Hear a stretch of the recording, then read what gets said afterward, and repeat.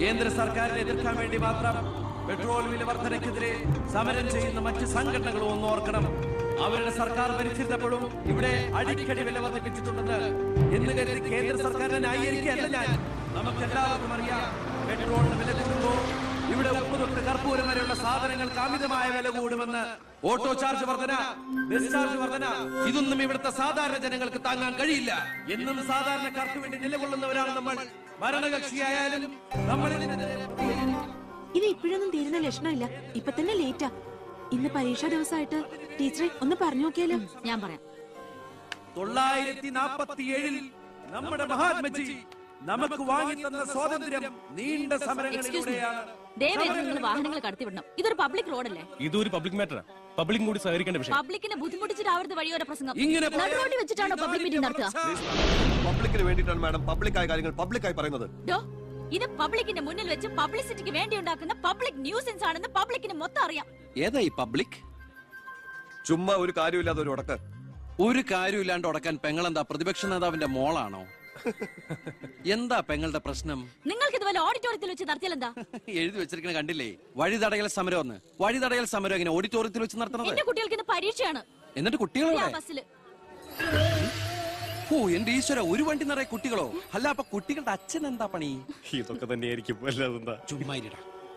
നാം ഒന്ന് നമുക്കൊന്നെന്ന് ഗവൺമെന്റ് പരസ്യം ചെയ്യുന്ന ഈ കേരള സംസ്ഥാനത്ത് ഒരു വണ്ടി നിറയെ കുട്ടികളുമായി വന്നിരിക്കുന്ന ഒരമ്മ നമുക്കിത് വാർത്തയാക്കണം. അതെന്റെ സ്കൂളിലെ കുട്ടികളാ. അയ്യോ, അത് ഞാൻ അറിഞ്ഞില്ലാട്ടാ. കൊച്ചുകുട്ടികളുടെ ഭാവി തകർത്തിട്ടാവരുത് നാട് നന്നാക്കല്. പെങ്ങൾ ഇപ്പൊ പറഞ്ഞത് ന്യായം. ഇന്നത്തെ കുട്ടികളാണ് നാളത്തെ പൗരന്മാർ. അവരാണ് ഇന്ത്യയെ നയിക്കേണ്ടവർ. ആ പൗരന്മാർക്ക് വേണ്ടി ആ വണ്ടി ഒന്നാണ്ട് കടത്തി വിടറാ. പെങ്ങളങ്ങോട്ട് പൊക്കോളൂ. അപ്പോൾ ഞാൻ പറഞ്ഞു ഇതുപോലുള്ള സമരങ്ങൾക്ക് ജനപിന്തുണയുണ്ടാകണം. ഒറ്റക്കെട്ടായിട്ട് നിന്ന് പോരാടണം. പ്രിയപ്പെട്ട നാട്ടുകാരെ, ഞാൻ പറയുകയാണ്, ഞാൻ ചോദിച്ചു പോവുകയാണ്. പ്രിയപ്പെട്ട നാട്ടുകാരെ, ഞാൻ പറയുകയാണ്, ശ്രീമതി ഇന്ദിരാഗാന്ധി ഇവിടുത്തെ പ്രധാനമന്ത്രിയായിരുന്നപ്പോൾ ഇവിടെ എന്തിന്റെ കുറവുണ്ടായിരുന്നു? ഞാൻ ചോദിക്കുകയാണ്. എന്താടി? അയ്യോ, ഇത് പിടിച്ച്. അതെ, നിങ്ങളെല്ലാരും ഇവിടെ ഇരി, ഞാനിപ്പോ വരാം. പിന്നിക്കായിരിക്കും.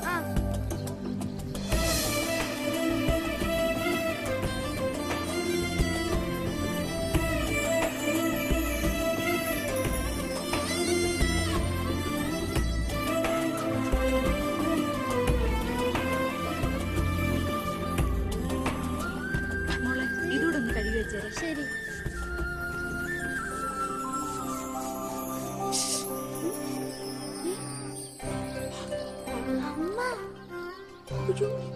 ഇനി മോള് പോയി പഠിച്ചോളൂ, അമ്മ കഴിക്കോളാം. ശരി.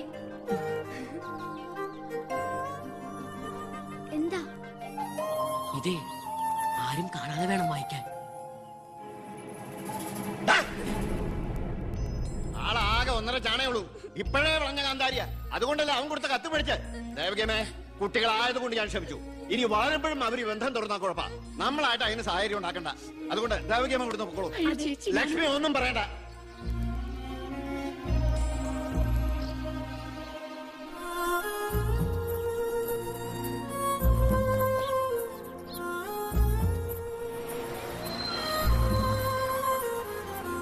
ടീച്ചറെ, സ്കൂളെത്തി, ഇറങ്ങണ്ടേ?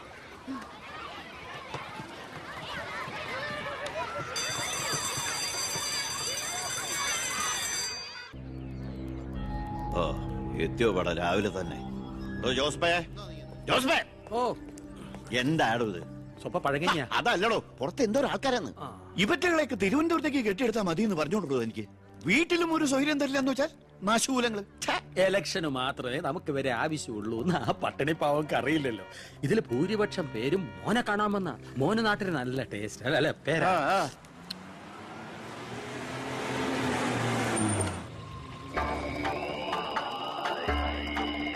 വെണ്ടർ ചാണ്ടിയല്ലേ വരുന്നത്? കാശ് എത്ര ഉണ്ടെങ്കിൽ എന്താ വെണ്ടർന്നല്ലേ പേര്. ഞാനൊന്ന് കുളിക്കട്ടെ. കാക്ക വിളിച്ചാ കൊക്കാവും. ഞാൻ ചാണ്ടിയെ ഉദ്ദേശിച്ച. അയാളോട് മാത്രം അകത്തേക്ക് വരാൻ പറ. ബാത്റൂമിലോട്ടോ?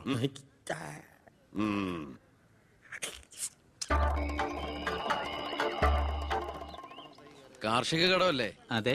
ജപ്തി ചെയ്യില്ല. ഗഡുക്കളായിട്ട് അടയ്ക്കാനുള്ള വഴിയൊക്കെ ഞാൻ ശരിയാക്കി തരാം. അമ്മ പോക്കോളൂ. ഇതാര് ചാണ്ടിച്ചനോ? 5.5 പുതിയ പവന കാറൊക്കെ വാങ്ങിച്ചിട്ടുണ്ടല്ലോ. കർത്താവ് തരുന്നു, ഞാനത് കൈനീട്ടി വാങ്ങിക്കുന്നു. ദുബായിക്കാരൻ ചെക്കനെ മരുമോനായിട്ട് കിട്ടിയതോടെ ചാണ്ടിയുടെ ശുക്രദശ തെളിഞ്ഞു. NRI മണിയല്ലേ ഒഴുകുന്നത്. കർത്താവ് അകത്തേക്ക് എല്ലാം പറഞ്ഞു. ഞാൻ പുറത്തുനിന്ന് വന്നോണ്ട് കാശുള്ളവനെ രാജാവിനെ മുഖം കാണിക്കാൻ പറ്റൂ. എനിക്കറിയില്ലായിരുന്നു മോളെ നിങ്ങൾ ആരായിരുന്നു എന്ന്. നിങ്ങൾ അന്ന് പോയതിനു ശേഷം ജോസഫ് ഒന്ന് പറഞ്ഞപ്പോഴാ ഞാൻ കാര്യങ്ങളൊക്കെ അറിഞ്ഞത്. അറിഞ്ഞപ്പോ എന്തുമാത്രം വിഷമിച്ചു എന്നോ. മോളോടും മോളുടെ അമ്മയോടും അറിഞ്ഞോ അറിയാതെയോ ഞാൻ മോശമായി പെരുമാറിയിട്ടുണ്ടെങ്കിൽ ഈ അമ്മയോട് ക്ഷമിക്കണം. എന്തിനാ അങ്ങനൊക്കെ പറയണേ? അമ്മ ഞങ്ങളോട് ഒരു തെറ്റും ചെയ്തിട്ടില്ല. അമ്മേ, ഹാ, ഒരു വണ്ടി കുട്ടികളുടെ അമ്മ അല്ല ടീച്ചർ പെങ്ങളെന്താ ഇവിടെ? ഉണ്ണി, നിനക്ക് ഇവിടെ മനസ്സിലായോ? നമ്മുടെ വീട്ടിൽ പണിക്കുന്ന ദേവകിയുടെ മോള.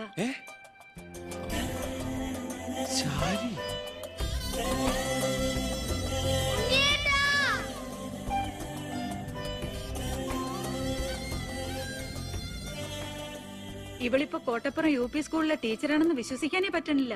പണ്ട് പരീക്ഷയുടെ തലേന്ന് വരെ ഇവളെ കൊണ്ട് ഞാൻ പാത്രം കഴിച്ചിട്ടുണ്ട്. പാവം. സ്കൂളില് ടെമ്പററി വേക്കൻസിയാ. എനിക്ക് മനസ്സിലായില്ല. ടെമ്പററി എന്ന് പറഞ്ഞ 6 മാസത്തേക്ക്. അതല്ല, എനിക്ക് ഇന്നലെ കണ്ടിട്ട് മനസ്സിലായില്ല. പക്ഷെ എനിക്ക് കണ്ടപ്പോ തന്നെ മനസ്സിലായി. Law college union chairman, youth വിങ്ങിന്റെ ജില്ലാ സെക്രട്ടറി എന്നൊക്കെ പറഞ്ഞ് പത്രത്തിൽ ഇടയ്ക്കിടയ്ക്ക് ഫോട്ടോ വരാറുണ്ടല്ലോ. B. കൃഷ്ണകുമാർ. അല്ല, എന്താ ഇവിടെ ഇപ്പൊ ഇങ്ങനെ ഒരു സർപ്രൈസ് ആയിട്ട്? ഞാൻ മിനിസ്റ്റർ ഒന്ന് കാണാൻ വന്നതാ. ഞങ്ങളുടെ സ്കൂളിലും പരിസരത്തൊന്നും കുടിവെള്ളമില്ല. ഓ, അപ്പൊ കിണറാണ് ആവശ്യം. അതിന് അച്ഛൻ മതിയാവോ? അച്ഛനെല്ലാം കൊളാക്കിയാണ് ശീലം. ഇവൻ അച്ഛനെ കുറിച്ച് പറയാൻ കിട്ടുന്ന ഒരവസരവും പാഴാക്കില്ല. അത്രയ്ക്ക് ഒരുമേ രണ്ടുപേരും തമ്മിൽ.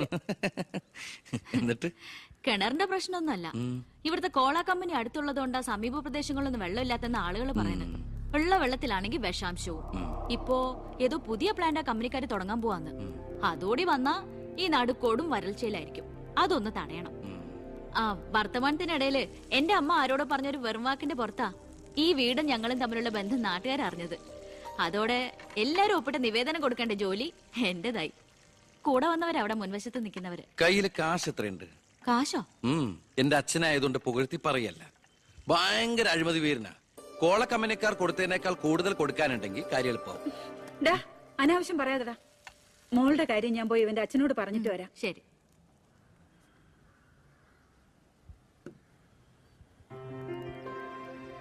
പിന്നെ വിളിച്ചത് കാര്യാക്കണ്ടോ? എന്ത്? പെങ്ങളേന്ന്. ഓ, അതിനെന്താ? അങ്ങനെ കണ്ടോളൂ. അയ്യോ, അങ്ങനെ കാണാൻ പറ്റില്ല. എനിക്ക് ഇപ്പൊ തന്നെ 3 പെങ്ങന്മാരുണ്ട്. ഇനി ഒരെണ്ണം കൂടി താങ്ങാനുള്ളൊരു കപ്പാസിറ്റി എനിക്കില്ല. അതുകൊണ്ട് തനിക്ക് തന്റെ പഴയ സ്റ്റാൻഡ് തന്നെ മതി. പഴയ സ്റ്റാൻഡോ? കുട്ടിക്കാലത്ത് ഞാനൊരു ലവ് ലെറ്ററിയും ഒരു കത്തി ഞാൻ തന്നില്ലേ? അന്നത് തമാശയായിട്ട് തോന്നിയെങ്കിലും പിന്നീട് ആ തമാശ എന്റെ കൂടെ വളർന്നു വളർന്ന് ഇപ്പൊ നേരിട്ട് കണ്ടപ്പോ സീരിയസ് ആയി. അന്ന് ഞാൻ സീരിയസ് ആയിരുന്നു. പക്ഷേ ഞാൻ വളർന്നപ്പോ ആ സീരിയസ് എന്റെ കൂടെ വളർന്ന് ഇപ്പൊ നേരി കണ്ടപ്പോ തമാശയായി. അതെന്താ? എനിക്ക് ബുദ്ധി വെച്ചതാ. വെറുതെ ഒന്ന് പോടുന്നേ. മോളെ, ഞാനവന്റെ അച്ഛനോട് പറഞ്ഞിട്ടുണ്ട്. അങ്ങോട്ട് ചെല്ലും. കാത്തിരിക്കുക അവിടെ. ശരി. അതെ, വെറുതെ എന്തിനാ? താൻ അങ്ങോട്ട് ചെല്ലുമ്പോ ഇപ്പൊ എന്താ ഉണ്ടാവണമെന്ന് വേണമെങ്കിൽ ഞാൻ പറഞ്ഞുതരാം. ഞാൻ അച്ഛൻ. വരൂ. ലക്ഷ്മി പറഞ്ഞു ദേവകിയുടെ മോള് വന്നിട്ടുണ്ടെന്ന്. നീ അങ്ങ് വളർന്നു പോയല്ലോ. നിവേദനം എടുത്ത് കൊടുക്കുന്നു. എന്താ ഇത് നിവേദനം? ഓ, കുടിവെള്ള പ്രശ്നം ലക്ഷ്മി പറഞ്ഞു. തൊട്ടടുത്ത് പഞ്ചപുച്ഛമടക്കി നോക്കി നിൽക്കുന്ന പിയേടെ അടുത്ത് നിവേദനം കൊടുത്തുകൊണ്ട് കാര്യങ്ങളൊക്കെ വിശദമായി പഠിച്ച് വേണ്ട നടപടികൾ ഉടനെ എടുത്തേക്കണം. പിയെ ഇതാരാന്നറിയോ? ദേവകിയുടെ മോളാ. അമ്മയ്ക്കൊക്കെ സുഖം തന്നെയല്ലേ? എങ്കിൽ ഞാൻ ഇറങ്ങട്ടെ. 10 മുമ്പ് തിരുവനന്തപുരത്ത് എത്തണം. തൊട്ടുപിറകെ പോകുന്ന പിയെ നിവേദനം ചുരുട്ടിക്കൂട്ടുന്നു. എന്തിനാ അച്ഛൻ ഇങ്ങനെ കളിയാക്കണേ? നന്നല്ല കേട്ടോ. എന്നാ വേൻ ചെല്ല്. വരൂ. ലക്ഷ്മി പറഞ്ഞു ദേവകിയുടെ മോള് വന്നിട്ടുണ്ടെന്ന്. നീ അങ്ങ് വളർന്നു പോയല്ലോ.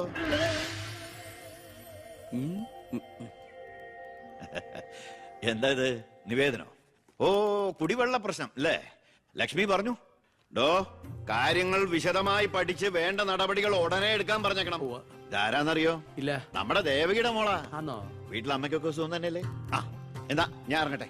10 മുമ്പ് തിരുവനന്തപുരത്ത് എത്തണം. 2 തറക്കല്ലൊരു നാടമുറി. ഇപ്പൊ എങ്ങനെയുണ്ട്? മന്ത്രിയുടെ വഴിക്കൊന്നും കാര്യങ്ങളും നടത്തില്ല. നമുക്കൊരു കാര്യം ചെയ്താലോ? കളക്ടറേറ്റ് വഴി ഒന്ന് മൂവ് ചെയ്യാം. വാ.